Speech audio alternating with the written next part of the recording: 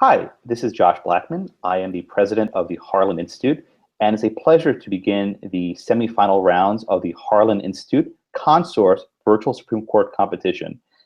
And today we'll be discussing the Establishment Clause in the case of Trinity Lutheran versus Pauley. We have two teams today, which we're very excited about. First, we have from Greenwich, we have Arjun and Lucy. And we have from Creekview High School, Mahak and Simon. And before we get started, I'll turn over to my good friend, Julie Silverbrook, who is the Executive Director of ConSource, to provide some welcoming words. Julie? I just want to say that this is our fourth year doing the virtual Supreme Court competition, and I think that our submissions are the best that they've ever been. And I want to congratulate both teams for getting as far as they've gotten, and I wish you both the very best of luck. We hope that we will be able to invite you to Philadelphia for the final round. With that, we can go ahead and get started. Okay, very good. Thank you, Julie. All right, so first, if petitioner Lucy can please unmute your microphone. There you go. And whenever you're ready, I will begin 15-minute clock. So you may begin whenever you're ready.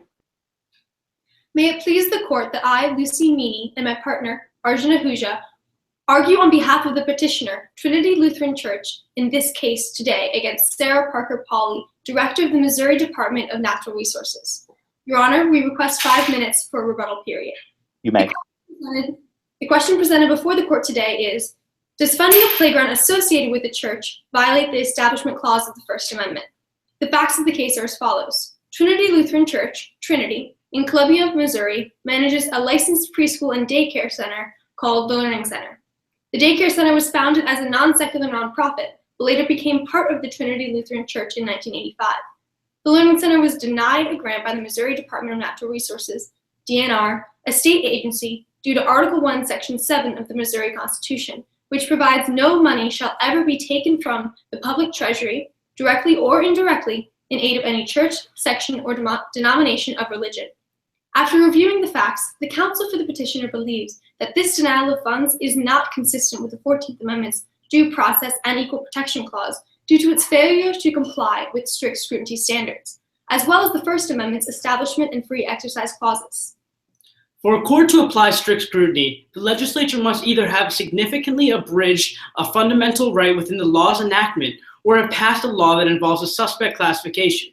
In the case at hand, we are dealing with the suspect classification of religion. So, to pass this law in place, in our case, Article 1, Section 7 of the Missouri Constitution must have a compelling state interest and must be narrowly tailored to fit said interest.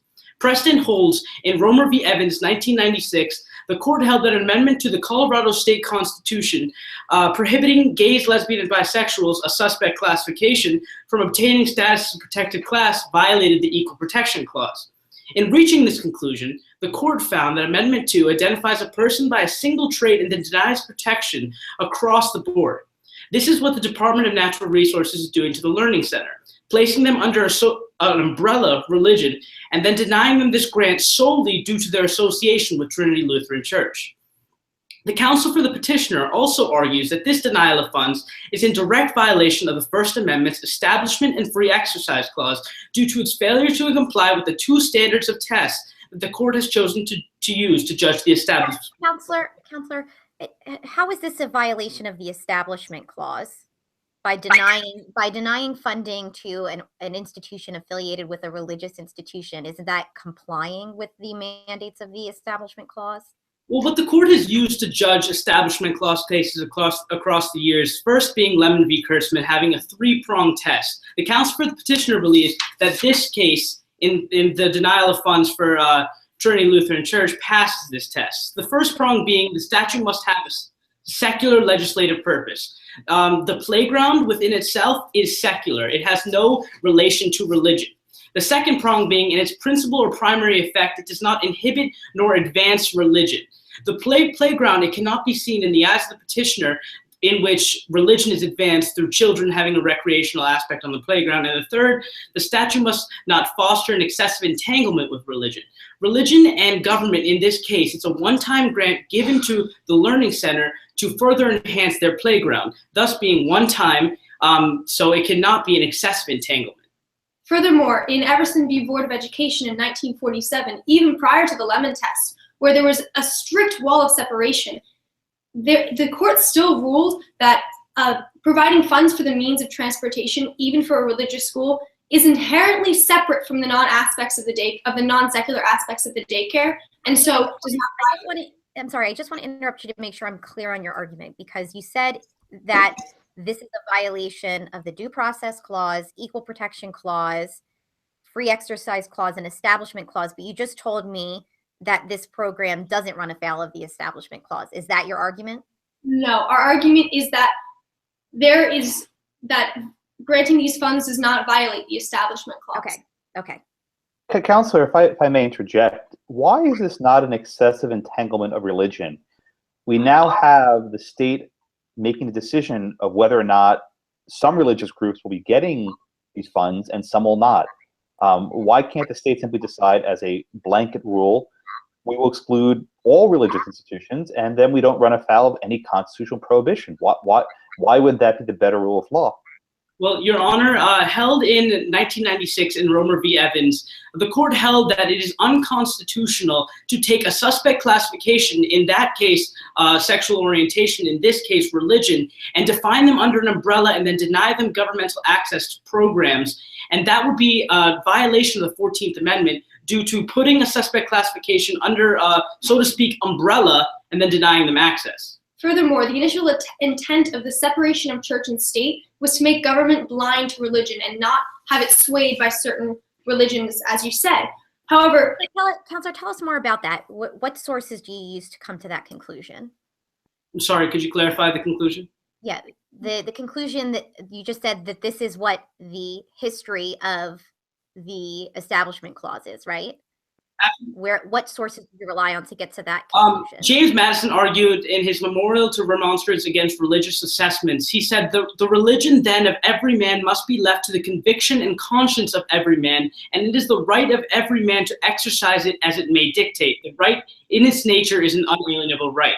So we see in James Madison's statement in his— Counselor, if I can, the Madison quote you're reading from, which is a beautiful one, wasn't about not funding religious institutions. I mean, wasn't Madison saying that the state should not be funding with taxpayer dollars religious institutions? Isn't that the exact opposite of what you're relying on?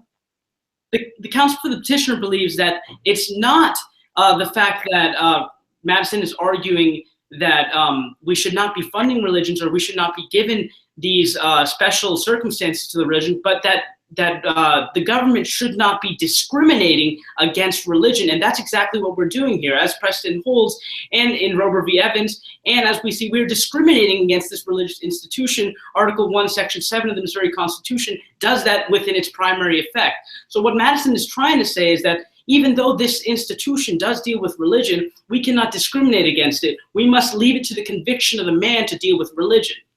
Furthermore, the United States and even the colonies was a place for people to leave from religious persecution. And Roger Williams, when he created Rhode Island, he wanted a separation of church and state. And he didn't want the people who were expressing religion to be discriminated against and provided less funds simply because they wanted to express their religion, but rather he wanted government to not be swayed by one religion or another and be blind to the existence of religion in a sense.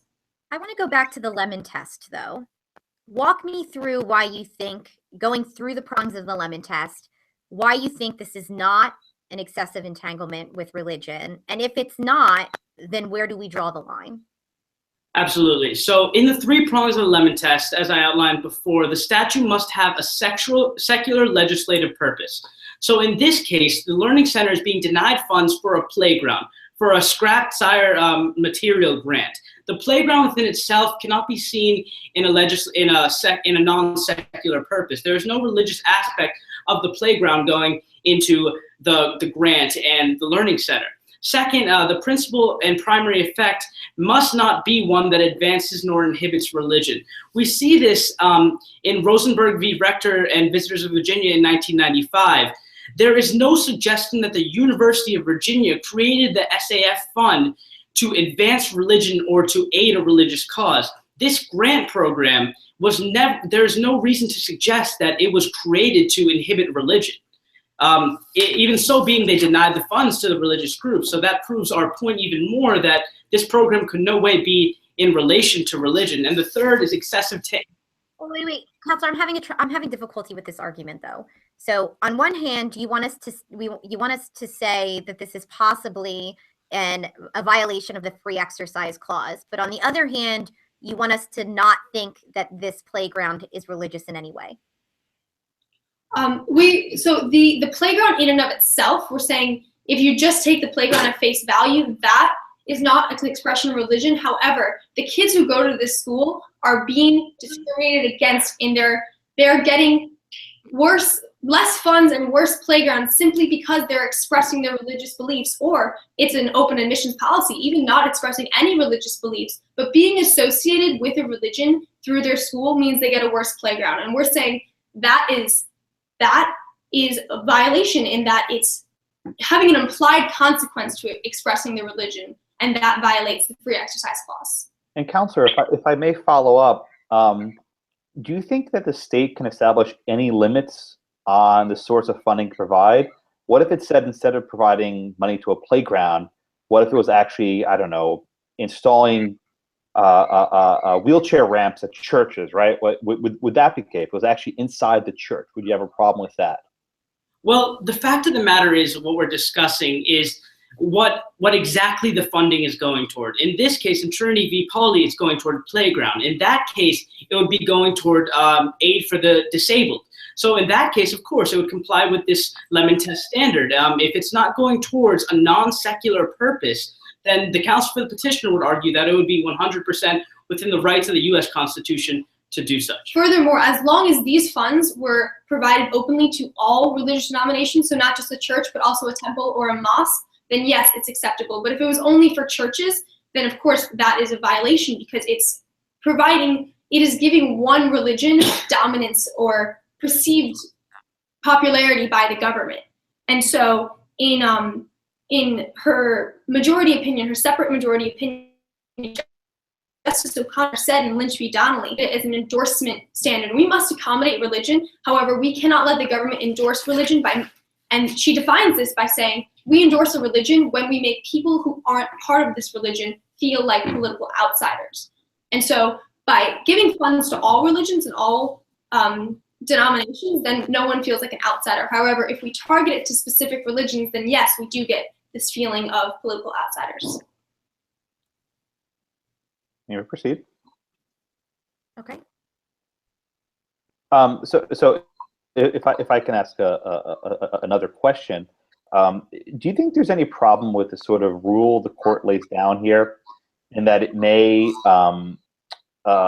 in fact provide something of the state's endorsement of religion, the fact that now the states are under an affirmative obligation?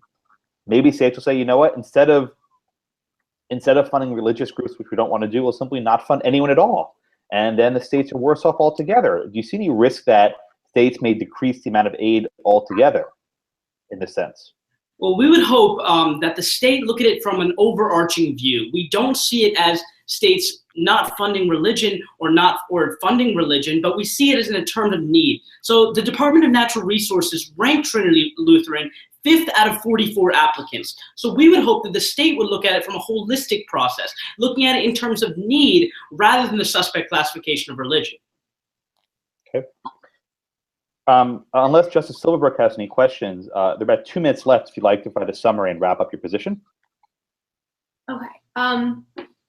So we find that not providing these funds, as we stated before, is for these kids expressing their religion by going to a school associated with a religion, or even had they not been religious, is, as we stated, an implied consequence of a worse playground. And so this is in and of itself discrimination and violation of equal protection and free exercise.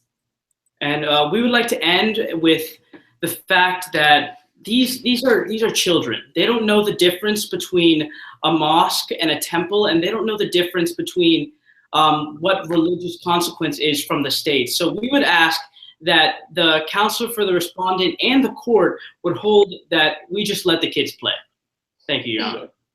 Okay, thank you very much, Counselor. All right, now we'll move on to from Creekview High School. If you could please unmute your microphone, please, And Greenwich, if you can mute your microphone, please. Okay. And we have here from Creekview High School in Texas, we have Mahak and Simon. And Counselor, I'll give you 15 minutes. Whenever you're ready to proceed, you may begin. Your Honor, before I begin, we've been having some difficulties as our calls have dropped twice. So in the event that happens, how would timing work?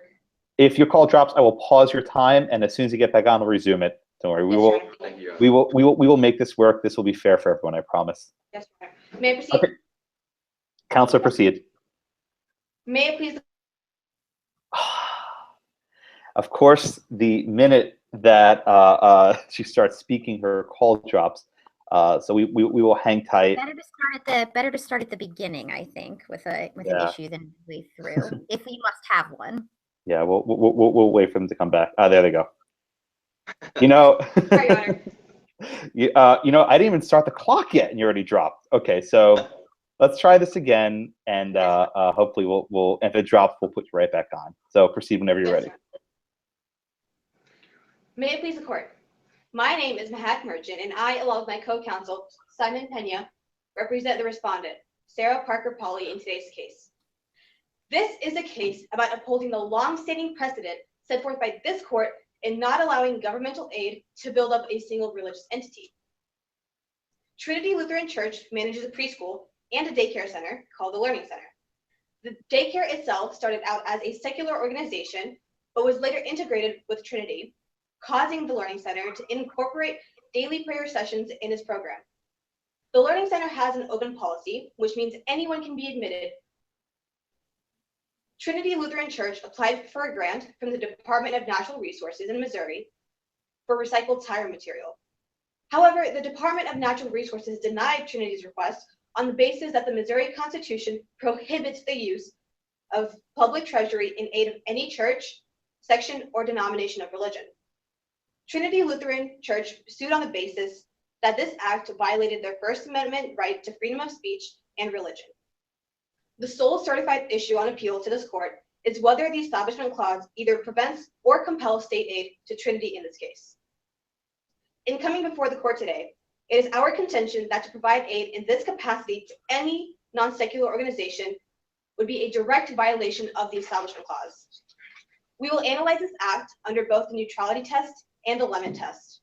The neutrality test, which distincts indirect and direct aid, and the lemon test, which analyzes whether or not a government action violates the Establishment Clause. First will come the neutrality test. Trinity Lutheran Church is asking for direct funds from the Department of Natural Resources, which has been deemed unconstitutional. The only funds that are allowed are indirect funds, and even then, the funds must be designated by a neutral third party, such as a parent. This neutrality test was established in Zellman versus Simmons-Harris. It designates even-handedness when it comes to the issue of who may receive aid. The court ruled that direct aid to a religious institution for use in religious activities is unconstitutional. However, an indirect aid to a religious group through a third party, such as a parent in the case of Zellman, is constitutional, as they are the ultimate deciders of the final destination. Counselor, oh, Justice Silver, please, after you, you were first. I'm just curious, you know, is the playground a religious activity? That was my question. Good. Must be a relevant one then. Your Honor, under Early versus DeCenso, the ruling found that all aspects of a parochial program, including the nature of its faculty, decor, program, and extracurricular activities, produce an intangible religious atmosphere, as teaching cannot be separated from the environment in which it occurs.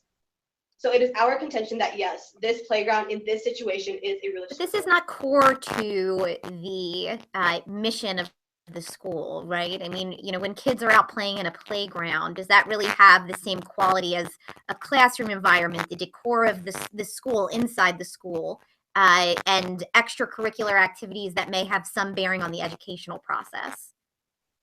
Yes, Your Honor, as if we were to donate this program, there is a chance that it could be used for religious purposes, which would separate this church from the teaching center, which goes against Early's ruling, as well as creating excessive entanglement, as someone would need to go monitor. Well, let me ask you, because the funding in this case is very particular. What is the funding in this case for? It's for recycled tire scrap material, Your Honor. Sorry? Material, Your Honor. Yeah, and how is that going to be used in a religious purpose? As the institution to which it is being donated is a religious institution, Your Honor. Mm-hmm. And Counselor, if I may interject, I mean, your friends on the other side from Greenwich made the point that these are kids and they want to play. You know, these tire chips are used in the event a kid falls off the slide, doesn't break a skull open, right? I don't, you know, how is that a religious activity? The mere fact that it's from a church, the fact of the matter is they're doing this in a playground, right? It's a playground, so kids don't break their heads open when they fall off the slide. Your Honor, if I may, there is a very high chance that that allowing this funding to go towards the school. I'm going to pause their time. They have 10 minutes and 15 seconds left, and we'll see the beauty of videos. We can edit this later. we can cut out the time, so we'll let them jump back in. And I'll ask the same question again about about breaking skulls.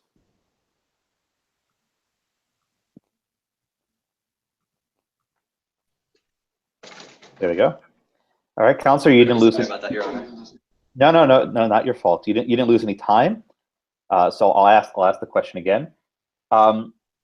This funding is about rubber chips so kids don't break their skulls. How is that a religious activity? There is a very high possibility that as this church, as this is a religious institution, or at least managed by a religious institution, and it is used through teachers to bring their students outside, and these teachers are teaching religious principles, that it would create excessive government entanglement, in that there would have to be some kind of state, not sponsor, state supervisor to make sure that this playground wasn't being used to teach, being used as a facility, as an area to teach these religious activities, which would create the undeniable air of religion that is completely denied by the ruling in the case that my co-counsel previously pointed out. Okay, you may proceed the argument. As I was saying, Zellman versus Semifinals essentially breaks down into a dichotomy between indirect and direct contributions. The Supreme Court prohibits direct aid to a religious organization, and in today's case, the funds provided to Trinity Lutheran Church would be funds stemming directly from the federal government. Therefore, under the neutrality test set forth by this court in Zellman versus Semifinals, this act is unconstitutional. The second test we will be applying is the Lemon test, as established in Lemon versus Kurtzman. Under that test, there are 3 prongs to determine whether or not a government action violates the Establishment Clause of the First Amendment. The first prong states that the action must have a secular purpose. The second prong states that the action's primary or principal effect must not be to advance nor inhibit religion. The third prong states that the action must not provide for excessive government entanglement with a religion or a religious institution. If even one of these prongs are not met to its full extent, this court must rule the Trinity Lutheran Church would be a direct violation of the Establishment Clause. Beginning with the first prong, the legislative action must have a secular purpose. The scrap tire material that would be provided free of charge to the Trinity Lutheran Church's Learning Center would be used directly to aid a religious institution. Counsel, let me stop you right there. So, I mean, we addressed this point before, but the word in Lemon is it, you know, directly aiding. Again, this is a playground, right? This is so kids don't break their skulls open when they fall off slides. How is this directly aiding religion? It's not like we're, you know, donating sacramental wine, or, you know, giving prayer mats to people, right? This is a fairly, you know, these are kids playing on a slide, right? Yes, Your Honor. But because of the nature of this donation, since we are donating scrap tire material, the church would be able to build a facility. And because of the nature of facilities, it is a more permanent improvement as opposed to something like textbooks or school buses, which are supplies. So it would be a permanent addition to a religious entity. Direct aid would be a violation of the Establishment Clause under the Lemon test. Second prong, the action's primary or principal effect must not be to advance nor inhibit religion, according to Ford versus Allen. In this case, If we were to approve this grant to Trinity Lutheran Church, it would help Trinity save more money, and this money could be allocated to other resources that Trinity needs, which would ultimately advance religion, which has been declared unconstitutional. This grant could also provide resources for Trinity, therefore looking more appealing to prospective parents, and in effect, advancing the religion that Seth Leamington was based on. Therefore, the aid that Trinity Lutheran Church is requesting violates the second requirement under the Lemon Test. Finally, the third prong states that the action must not provide for excessive government entanglement according to Waltz versus Tax Commission, essentially showing that a government has a compelling state interest in preventing entanglement with a religious institution. This prong is a simple one. Because of the religiously motivated portions of the Learning Center's curriculum, such as participation in religious prayer, it is obvious when using the rationale used in Abington Township versus Shep that for the state to give this type of aid to not only a religiously motivated facility, but a facility that teaches scripture would create the excessive entanglements. How do you respond to, Counselor, how do you respond to petitioners' claim that you are violating the equal protection and free exercise clause by discriminating against this playground because it is attached in part to a religious institution? And they dropped out. Your question knocked them out, Julie.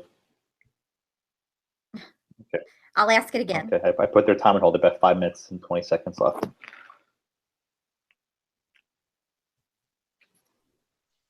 There you go. Ah, you're back. Welcome back. Your Honor, if I may answer your question. Yes. And I'm resuming your clock now. Yes, Your Honor. As opposing counsel said, yes, we are placing Trinity Lutheran Church under the religion of umbrella. However, while it is our contention that this act does violate the Establishment Clause, nothing in this clause compels Missouri to provide aid to Trinity in this capacity, as the state of Missouri has a compelling state interest to maintain the wall between church and state. And because Councilor May, let me stop you there. This phrase has popped up a number of times, this wall between church and state. You know, I have my handy pocket constitution right here in front of me, as I always do. Where does this phrase wall of church and state actually come from? Like, where do we get this notion from in our constitutional order? it comes from the intent of the framers, Your Honor. Which framers? Fathers? James Madison, Your Honor. Wasn't Madison. Close, but it wasn't Madison. It was from Jefferson, but we can get back to that later. But you may proceed. Actually, I want to probe that though. I want to probe that though. So you may or may not know this, but Thomas Jefferson wasn't at the Constitutional Convention. He was not a member of Congress when the Bill of Rights was passed and ratified. That language comes from a letter that Thomas Jefferson wrote to the Danbury Baptist Church. Why is that the only piece of evidence we ought to look at? Is there other evidence to suggest that the framers, generally speaking, intended for a very strict separation between church and state? Yes, Your Honor. As this country was based on the freedom of religion, the first people to come over here came to escape religious persecution. And this country provided for a coexistence between Puritans, Separatists, Catholics, Anglicans, and whoever else may be here. Counselor, could you point to maybe some specific, some specific instances in a founding era history that articulate that, some documents, some statements by the founders, something concrete we can go on?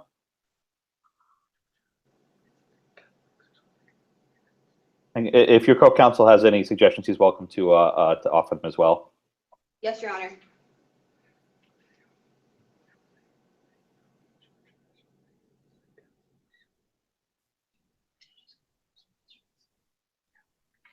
Yes, Your Honor. James Madison, in his remonstrance, stated that establishment of religion was intermeddling, and one of these aspects being the intrusion of government into religious schools through grants, supervision, and surveillance may result in establishment of religion in the constitutional sense.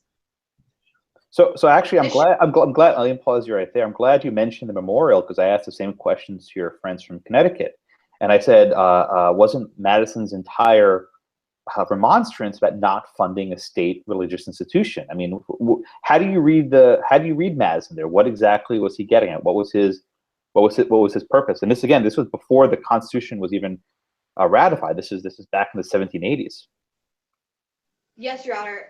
It is our contention that James Madison wanted to keep the wall between church and state as it would provide for excessive entanglement, because the only way to monitor a facility of the sort would be to send surveillance or to monitor, which would result in an excessive entanglement, Your Honor.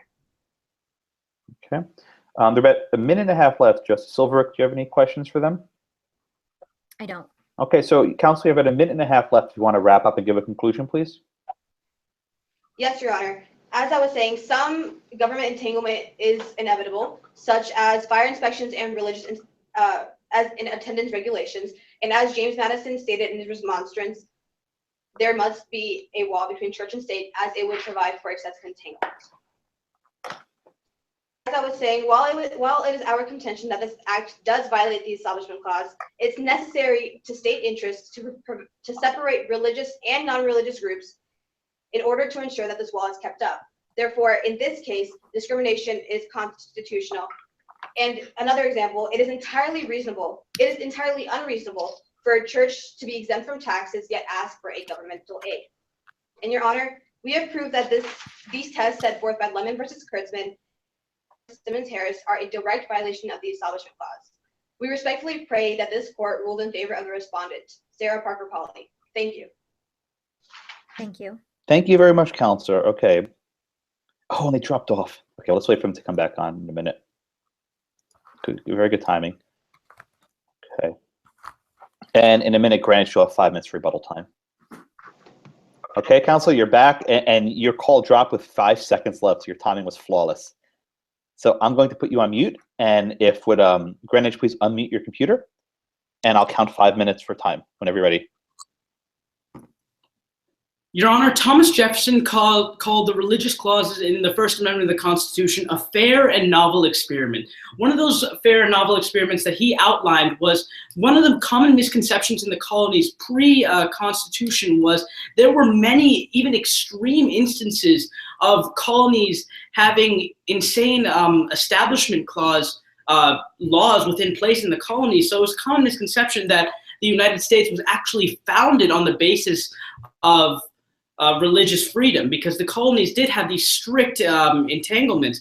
And the counselor mentioned, respondent mentioned the wall of church and state.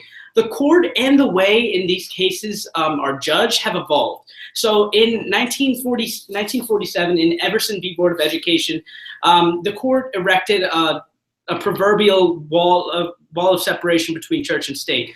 But recently, especially in Lynch v. Donnelly, the court doesn't hold themselves to that standard anymore. Justice O'Connor states in her separate majority opinion of Wallace v. Jaffrey, in applying the purpose test, it is appropriate to ask whether government actual purpose is to endorse or disapprove or to religion. So the court has moved to more of a favor of accommodation rather than the contentious argument of separation of church and state. And my final point today is we should not be, it is not the place of this court and it is not the purpose of this court to deal with hypotheticals. And that's what the counselor for the respondent actually did. I quote what he says: teachers could come outside and teach religious principles. That is within itself not proven. It could not be proven. It is not the place of the court to deal with such hypotheticals. He also says state supervisor to make sure that there is no entanglement between religious institutions. But I argue that this within itself breaks the Lemon test prongs 3, the prong 3 of excessive entanglement. So my final point before I hand it over to my co-counselor here is that it is not the place of the court to be dealing with hypotheticals. I want to expand on this place of the court, whether or not we should be dealing with hypotheticals. The counselor for the respondent said that this playground could be used for religious purposes. However, and so we shouldn't be funding them because it's a permanent funding. However, any private school at any point in time can become religiously associated. So should we just stop funding all private schools because they may at some point in time become too religious?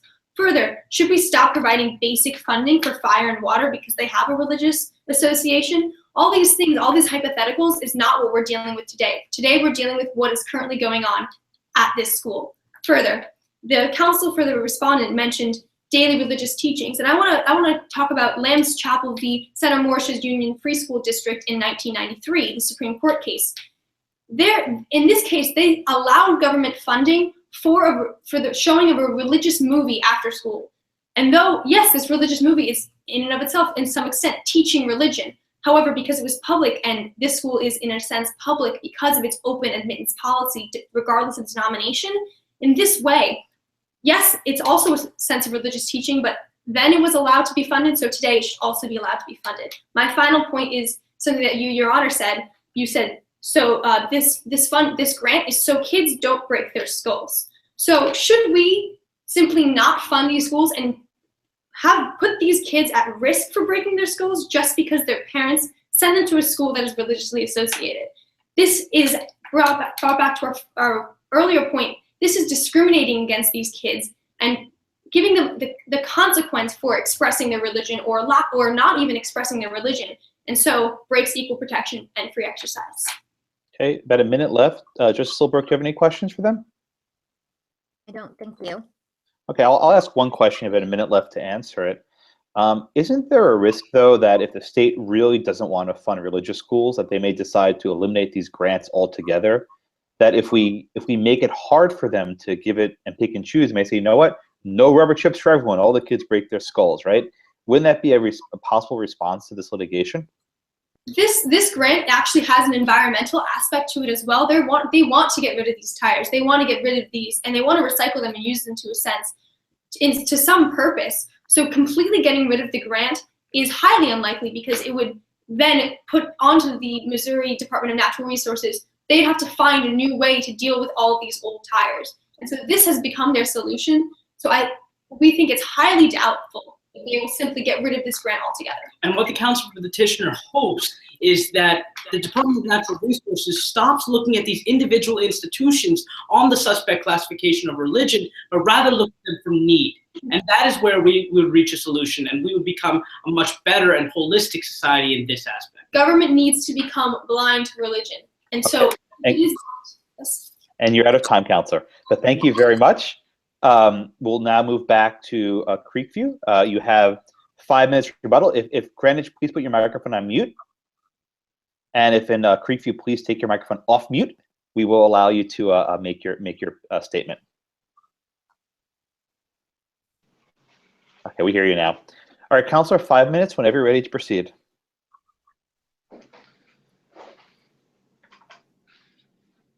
May it please the court. Your Honor, the counsel petitioner cites Everson versus Board of Education, showing that it is allowed through in some instances the court has allowed for the government to give aid to a religious entity or a religiously affiliated school. But as my co-counsel has already stated, and as I will state again, there is a major difference in the giving a school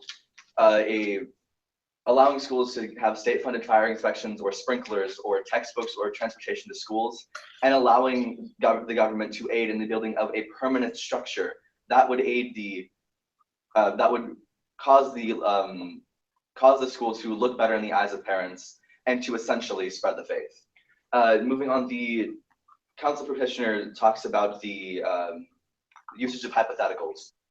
The counsel petitioner states that it is not the purpose of this court to deal with hypotheticals. However, the existence of this hypothetical, the possibility of the government the possibility of these teachers teaching on this surface and teaching on this structure that was built and funded by the government is the exact reason why this court must deal with hypotheticals, because ensuring that this does not happen would create the excessive government entanglement that is wholly denied by the third prong of the Lemon versus Kurtzman test. The child benefit theory, which is gone through in Everson versus Board of Education as well, states that the government can give aid to a religious entity if it wholly benefits the children. And the only places in which this theory has been applied successfully have been cases in which the court does in which the benefit that is being given to children is, one, supplies and not a permanent structure, and two, wholly benefits their education, in that the court has given textbooks to parochial schools, and transportation to school for the children, or reimbursement to parents for transportation to school. And finally, Your Honor, while it is our contention that this act does not violate the Establishment Clause, nothing in the Establishment Clause compels Missouri to provide aid to Trinity in this capacity. The state of Missouri has a compelling state interest to maintain the wall between church and state. And just because the Department of Natural Resources is discriminating based on religion does not automatically make it unconstitutional. It is necessary to the state interest to separate religion and non-religious groups in order to ensure this wall is kept. Missouri has not gone too far as to discriminate based on certain religions. Therefore, there is no issue at hand under the Free Exercise Clause. Counselor, if I can maybe ask a question, we have about 2 minutes left. Your opposing counsel noted that the Supreme Court's cases have been somewhat moving a little bit. And perhaps in the 50s and 1960s and 70s, a lot of the precedents were very much in favor of a strong wall. But in recent years, the Supreme Court has maybe been chipping away at that. And indeed, we have cases allowing prayer at government meetings and otherwise that the courts have held. How do you think that this case would shake out under the Supreme Court's most recent precedents? Your Honor, public policy is what dictates constitutionality. So really? Whoa. Is the Constitution merely what 5 people say? Is that the answer?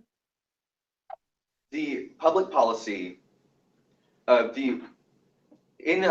we're looking at strict scrutiny, for instance, we have to look at what the government needs to do, what the government has shown that it needs to do in order to further its policies, and this is what we use to show that this, even if this is discrimination, is still constitutional.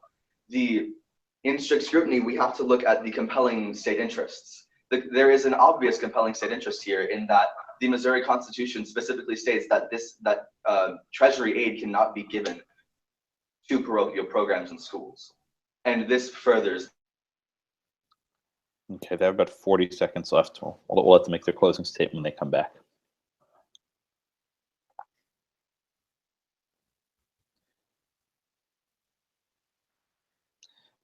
Too much Netflix or killing all their bandwidth at the school. There you go. All right, Counsel, you have about 40 seconds left. I'd be happy to let you wrap up. Before I do wrap up and offer the prayer for the respondent, I would like to say once again that, as you say, the courts have been moving towards allowing government aid to be given to religious institutions, but nothing inside of the Establishment Clause shows that we must compel a state to give aid to a religious institution. We again respectfully pray that this court rule in favor of the long-standing precedent of the Supreme Court in that they do not allow this aid to be given to the Trinity Lutheran Church. Thank you, Your Honors. Thank you very much. And that will conclude arguments from both counsel. First, I'd like to thank both of you. Both teams did a fantastic job. If it seems like we're giving you a hard time, it's actually quite deliberate. The reason why we give you tough questions is because we think you can handle them. And you did all very well. You were able to incorporate discussions of current cases, old cases, founding era documents, which are very, very tough to read at times. And you both exhibit a very strong command. So I commend you. I thank you. And my faith in the Republic is restored every time I do this competition, that there actually are young people who give a damn and actually care about the Constitution. So I'm very grateful for that. Julie? Yeah, let me echo that as well. I thought you both teams did a really fabulous job. You had a great command of the facts. You had a good command of the doctrine and the history. You know, I think it speaks to preparation for today, that you did as well as you did. And again, as Josh said, the harder the questions, it just means the better you're doing, because we really want to probe you and push your analytical skills. So I commend both teams. As Josh said, we have 2 rounds that are now scheduled for Monday. And so by Monday evening, we will be announcing the 2 teams that will go to the final round. Okay. Thank you all very much. Have a wonderful day. And Creekview, another team's coming up right after this. So hang tight. We'll call you back in a minute. Thank you very much. Thanks so much. Bye.